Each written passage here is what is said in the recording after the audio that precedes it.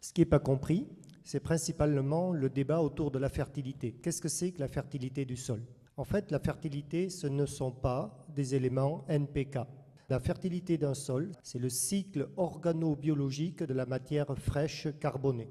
Et dans la matière fraîche carbonée, on va trouver deux grandes familles, de la cellulose brute, ce que mangent les vaches par exemple, mais aussi de la lignine, que mangent d'ailleurs aussi les vaches. Quand ça arrive au sol, il y a deux cycles complémentaires qui vont se mettre en place, donc de la consommation de résidus végétaux par l'activité biologique. Pour faire simple, les insectes et les vers de terre vont manger de la cellulose, les champignons mangent de la lignine et la dégradent. Et au fur et à mesure qu'ils consomment cette matière organique fraîche, vous allez stocker avec les déjections de ces êtres vivants la matière organique dans le sol jusqu'à des profondeurs de plusieurs mètres. C'est-à-dire c'est de la bioturbation et les racines vont en descendre une partie, les vers de terre aussi, les insectes aussi, et ainsi de suite, et les champignons aussi. En gros, ce qu'il va falloir comprendre, c'est que la plante qui pousse, elle fabrique le sol pour proliférer sur ce sol-là. La terre arable, c'est une construction biologique des plantes à leur seul profit. Dans des systèmes de culture, aujourd'hui, où on pourrait utiliser l'interculture et la rendre productive, on a des projections où les taux de matière organique pourraient doubler en 15 ans. Toutes les expériences sur le bois, justement, en utilisant les branches broyées, le BRF, nous ont permis, finalement, d'investiguer correctement là-dedans. L'eau, vous la perdez systématiquement. C'est ça le gros problème. Elle tombe et elle ruisselle et elle s'en va, elle ne s'infiltre pas. Pourquoi? Parce que les sols sont nus et à ce ruissellement rapide de l'eau, vous avez tous les dégâts environnementaux associés, donc l'érosion, mais aussi, on a aussi des fuites dans le sol très rapides de nitrates ou autre chose. Travailler avec une plante permanente comme une pompe biologique, ça va nous permettre finalement, grâce à cette pompe biologique, de recycler en permanence les éléments. Le sol, c'est un puits de carbone qui stocke momentanément ce carbone sous forme de matière organique. En gros, 1 gramme de matière organique, c'est 58% de carbone pur qui est stocké dans ce système-là. Selon le type de sol, au fur et à mesure que vous augmentez les taux de matière organique, vous augmentez la quantité d'eau qui va être stockée dans ce sol. Et cette quantité d'eau, elle est d'autant plus importante que le sol est riche en activité biologique.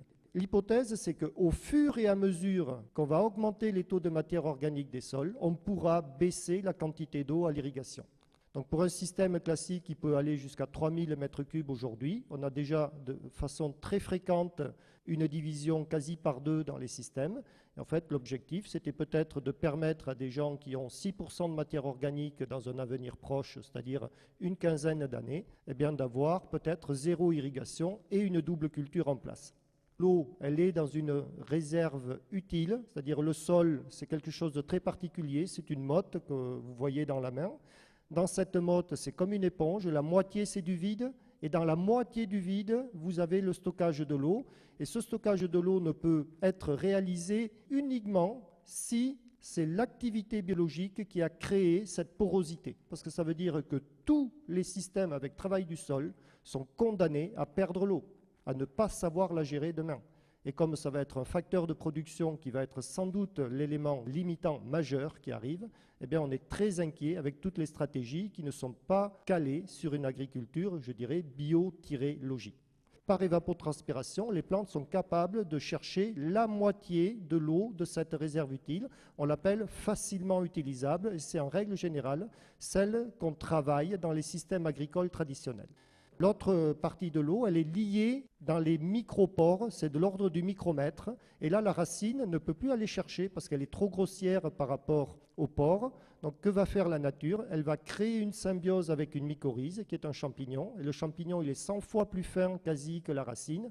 Et cette mycorhize, elle va pénétrer toute la microporosité biologique du sol où il y a encore 50% de l'eau en stock. Alors, c'est un petit peu variable dans les sables, c'est moins que 50%. Mais en règle générale, retenez ce chiffre-là pour les limons et les argiles. En fait, quand vous avez épuisé la réserve facilement utilisable, l'eau mobile du sol, vous pouvez encore rechercher l'eau liée par mycorhisation, en fait les racines, par symbiose. Les champignons vont pénétrer la partie très fine du sol. Vous allez avoir alimentation des plantes par les champignons qui vont donner de l'eau, des éléments minéraux qui vont sortir du phosphore, etc. Et en retour, la plante va donner du carbone, des sucres, des hydrates de carbone, comme appellent ça les scientifiques, pour que le champignon puisse vivre. Et donc cette symbiose, elle est extraordinaire parce qu'elle permettrait de doubler la réserve utile des sols. en gros, quand je fais 2 cultures par an, mon taux de matière organique peut doubler en 10 ans. Moins je travaille le sol, plus je stocke du carbone dans le sol. On a des plantes qui génétiquement utilisent moins d'eau. Donc ça, c'est une réponse qu'on peut amener immédiatement dans un système conventionnel. Donc ces plantes-là, il faut que les semenciers nous les trient ou les paysans les trient toutes seules et qu'ils les réutilisent. Et ça vous fait déjà baisser de quasi 1200, 1500 mètres cubes la quantité d'eau nécessaire. Deuxième pas, en fait, vous allez commencer à mettre en place des sols vivants sans travail du sol, beaucoup de matière organique et de résidus qui reviennent.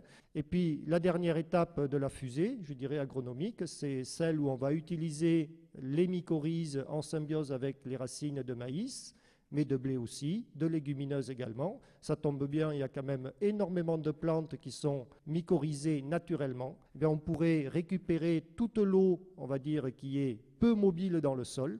Et à ce moment-là, on se rend compte que notre réserve utile pourrait quasi être multipliée par 4 par rapport à la situation initiale.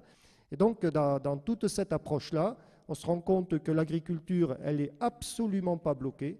Qu'aujourd'hui, en faisant une bonne alliance entre la couverture des sols, son activité biologique, les retours de résidus, on pourrait aller sans doute très très très loin. Et il est probable que tout ce que nous ont appris les arbres, les reconstructions d'humus et les reconstructions des taux de matière organique des sols, nous viennent en aide aujourd'hui pour remettre en route des systèmes d'une très grande intensité de production.